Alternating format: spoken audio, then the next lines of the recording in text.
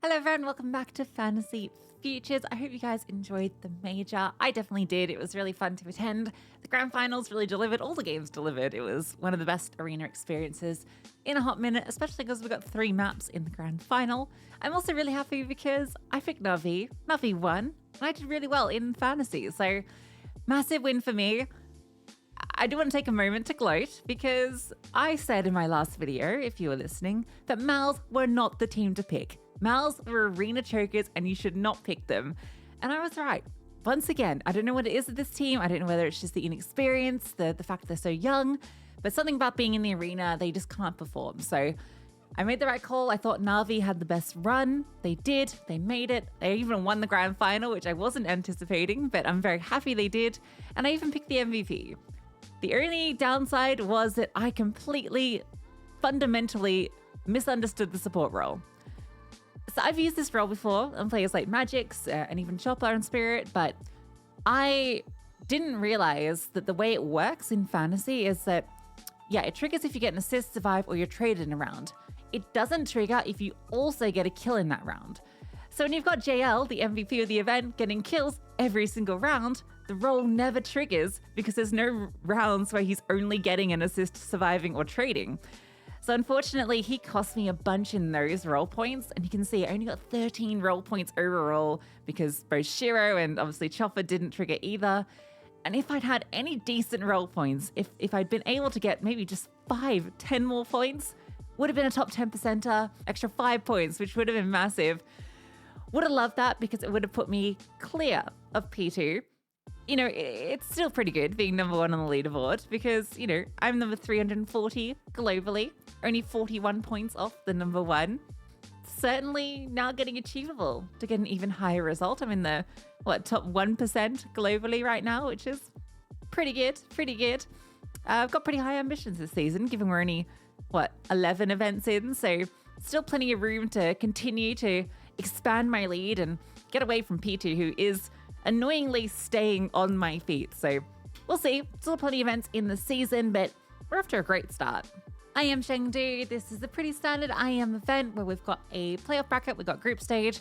Playoff fantasy is separate, and I believe there's padding if you win the upper final. So the idea is we want teams that'll get through the upper final and win. Makes sense. 2 groups, a pretty interesting mix of teams, to be honest. It's not like the most stacked event. There's been a few teams that have pulled out, a few that didn't make it. And it means we've got some interesting drafts that we can do. But let's just quickly run through predictions. G2 should be beating 9Z.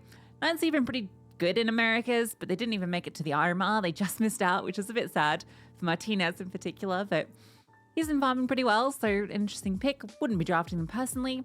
Liquid and Heroic, both good teams to be drafting. Heroic, I'm still a little hot and cold on. I'm not really sure what to expect from this team most of the time. Whereas Liquid, I feel like as a last-minute replacement to this event, replacing Complexity, they have a lot that they want to prove. And I think that a deep run at Chengdu would be massive for this team and for confidence building. So I kind of have them as a dark horse almost in this event. I think in this side, Lin Vision and Tai Lu are going to really struggle, but if you wanted to look at an Asian team, it's Lin Vision. Tai Lu is this wacky-ass 6-man roster with a bunch of unproven players. Advent is still on the team when he should be coaching. Do not even touch them. I think if you're looking at this side, this is an interesting matchup. Major flashbacks. Furious should win the rematch. But Mals should very comfortably go through to the upper final. And so a double Mals, or at least single Mals roster, I think is a must pick this event. We go down to Group B. It's FaZe. Again, number 1 team in the world. You expect them to be going through the upper final, particularly because they've got Namiga, who are a bit of a weird mix of players. So it's not the same Namiga that you might have seen in the past. And then you've got Monty Astralis, 2 teams which I think are both found that after the roster changes, they have the firepower downgrade. My hope is for Astralis that it's a role improvement, because that was the big issue on the old team. So that's something to look forward to on this squad. It feels like Stown and Stash should be fragging a little bit more. And device calling, I'm interested. I want to see this team. I wouldn't pick them, but I want to see them. Same with Monty. I only pick FaZe here. FlyQuest, My Aussie boys found a new home, which is really exciting for them. Unfortunately for them, they have Cloud9 as their opening game, and Cloud9 are probably the favourites to join FaZe in this upper final. However, I can definitely see VP being the team that beats them there, that they've got kind of a rivalry. It's gone back and forth over the last 6 months. But I think the thing to think about when you're drafting and picking your teams here is that have a look at the past IEMs and how the brackets formulate. So, if you lose the opening best of one, you're versing the team that's on the kind of the same side in the lower round, but then you're versing the other side, right? So keep that in mind. Just have a look at how past brackets have panned out so you can see what happens if you lose in the worst case scenario so that you don't end up picking teams that are going to play a really difficult run in the lower bracket. So all things to consider. I think the favorites for the most part of the teams you should be backing here, but ideally, upper final, get your padding, be happy for playoffs. Let's have a look at some of the picks you can go. Starting with FaZe, it feels like Rain is maybe the best value alongside Rops. I'd personally be avoiding Karrigan unless you're going double FaZe and you really want to go Frozen and Brokey. I would avoid Karrigan and try and get some cheaper picks elsewhere because I feel there's a lot of good values in the 190s for this event, and it might not be worth overextending on some of these golds. So maybe a Rain Rops combo could be a little bit better, but with FaZe's run, Karrigan's probably not a bad choice at this stage. For G2, I still feel that Nico is not good value despite some good games lately. I think with the pricing, Monacy is no longer at all worth it. But Hooksy Hunter or Hooksy Nexa is actually a decent choice if you're wanting to double up on G2 but don't want to overextend. So again, it's kind of similar where I don't really feel that the golds are worth it from these teams. But hey, I could be wrong. I definitely don't feel they're worth it from Mouse, especially because they have such an easy run. I think this is the sort of group where Torji and Exertion can farm just as much as these two. Shui as well, I think it's risky to not pick him if you're going Mouse because, again, I feel that their run is so good and the teams that they're going to be playing against are definitely teams that Shui can farm. So Shui Torji is probably the best combo for this team, unless you really want to go Shui Brolin, but I don't really see these two being worth an extra 13, 16k, more than Torji. For Cloud9, we're seeing the prices back to what they were before the playoffs. So I think you definitely look at Axile at 205 as the pick here. That's actually kind of crazy value for Axile. Hobbit as well is pretty affordable. But yeah, Axile is the have to pick for Cloud9 if you're going them. VP's where the pricing is interesting because I feel that they've got some really nice players here. I think Mia is going to be the must-pick player for this event at 189. When I compare him to a player like Shui or Karrigan or any of these kind of budget picks, he clears them. I know that he's not by any means the best performer on this team, but he can have games where he puts up those 1.5 ratings, and I think he does it way more consistently than a Shui does. And I think with the run that VP have, Mia is the pick you want from this price point. So Mia combined with any of these other players is a good choice. Personally think Fame and Jame are great, but if you want a budget, Mia Norbert is a really good combo that's going to give you so much extra cash to spend elsewhere. So that's something to consider.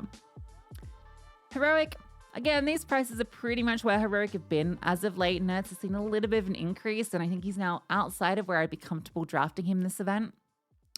I think that pretty much all these players are now getting into weird territory with their pricing, but at this sort of event, I could definitely see a Nikodos getting back into the big form, but pricing is just a bit weird for Heroic when Cloud9 is the same prices.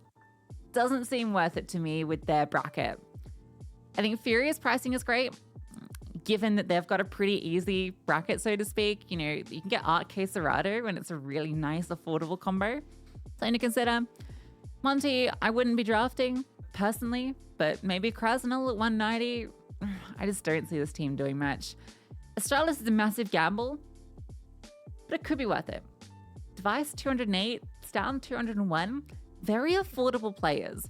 The only issue with Astralis is the bracket. I just struggle to see them doing an easy run here, but I also can definitely see them being the upset team. They are kind of like the Liquid from the Group B. So with their pricing, I don't hate them. Lin Vision, Zaka, if you really think that Lin Vision can do something, Zaka is the guy to go. He's crazy. He's so cheap actually because He's previously been kind of one of their star players, but he's been kind of falling off a bit lately, so I guess that's why. But he's definitely better than Westbound and Amelia, so I think he's a good choice. Liquid is where I'm interested because take a look at the prices. Cadian is still $195. That's where he's been for a little bit, and he's always been a good choice at that price. Ekinda's $192. Again, this is the same conversation I'm having about Shui and the conversation I'm having about Mia. These players are so cheap at this price point that I would get Ekinda and Mia over Shui any day. Even though these teams maybe have a more difficult run, the ceiling is so much higher. FlyQuest, hard to justify with their group. And then, yeah, once we get down here, it's getting a bit too spooky. I will say Martinez and DGT have been doing really well, but 9C have a really difficult group, so I probably wouldn't be picking them for this event because it is a group stage event and because there's a lot of different ways that our players can make it through to the playoffs. I'm going to be going a 2-1-1-1 draft. I still feel this is actually a pretty good way to do a draft that has some safety in it while still enabling a little bit of risk versus the 2-2-1, which while that is always going to be the best way to get like a 1 to 5% draft, it has a little bit less flexibility, and if things don't go well, you start to fall off. So 2-1-1 with the point I am at the season feels like a good approach until we get to playoffs. For the team I'm going to double up on, while I think FaZe and Mouse are both really good choices for this because of the run, I feel like that's going to be a really common way to approach it. So I'm actually going to be going VP. The reason for this is I think that Mia at 189 is the best value at this price point. I've already said why. And if I'm doubling up on any team, like if I had to go FaZe, it would most likely be having to go Karrigan, unless you went Rain Rops. And definitely you would have to go Shui if you're going Mouse. You could go Torji Exertion, but again, you're using a lot of money. Whereas for VP, I think Mia is much better than both Karrigan and Shui. Plus it means I can go a slightly more expensive player alongside him. Now I could double up with Norbert, which would actually give me plenty of money, but because I do want to have a pretty good team with VP, I feel like they are a team that can go through it and upset and, you know, potentially beat Cloud9 and maybe do something in that alpha final. I'm going to be going in on a slightly better player, and it's going to be Fame. I think that Fame definitely has more potential than James to get points because of James' playstyle. And I want to make sure I'm farming as many points as possible. So Mia, Fame is my combo. I am going to be grabbing a player from both FaZe and Mouse as the two favorites in their groups. So I'm going to be picking Rain from FaZe, and I'm going to be picking Torji from Mouse. I think Torji is the obvious pick here. Xerxin is pretty good, particularly where he can farm against these teams like Tyloo and the like, but I think Torji is just a little bit safer than him, and with Brolin and Jimbat being so expensive, it makes sense. Similar with Rain, and I feel the thing with FaZe, it's always been the situation, is that you never really know in like the best of ones and in these best of threes against particularly lower ranked teams, who's going to be doing the heavy lifting. Yeah, you know that Frozen and Brokey are really good performers, but it's not always these three. Sometimes Rain will have those pop-off games and he'll be the one that's kind of hogging all the rating, particularly if it's a map like Ancient. So I don't mind him. To me, it doesn't feel worth investing an extra 15 to 20k if, you know, these players aren't the ones that pop off that particular game. So yes, they're more consistently good, but against lower tier opposition, I feel good about Rain. Gives me 192k to work with. And I already feel like I've got a pretty cool rifle core, so why not add another? I mentioned him already. I feel that it's a crazy price point for Ekinda. Yes, he's had some tough games. Yes, Liquid are certainly not a favorite by any measure, but I feel that with the bracket, with the teams they're playing in their group, they can definitely get top 3 in that group. And I feel that Ekinda, at this price point, definitely has a good potential to get me some really good points. It's a little bit risky. As I mentioned, I feel that some risk is worth it with this event and with my position on the leaderboard, so I'm okay with taking this choice. Plus, the roles work out really well. So this is going to be my team. It's a little bit, I guess, off kilter, but I've got a few favorites that a lot of people are picking, so I still feel fairly safe with it. Well, I've still got that little bit of extra juice that can maybe push me a little bit above people. So let me know what you think. There is a variation where I can go Norbert instead of Fame and then upgrade Rain to Brokey, but for the reasons I illustrated, I think this is a better approach. Let me know your draft is. Let me know how you did at the major.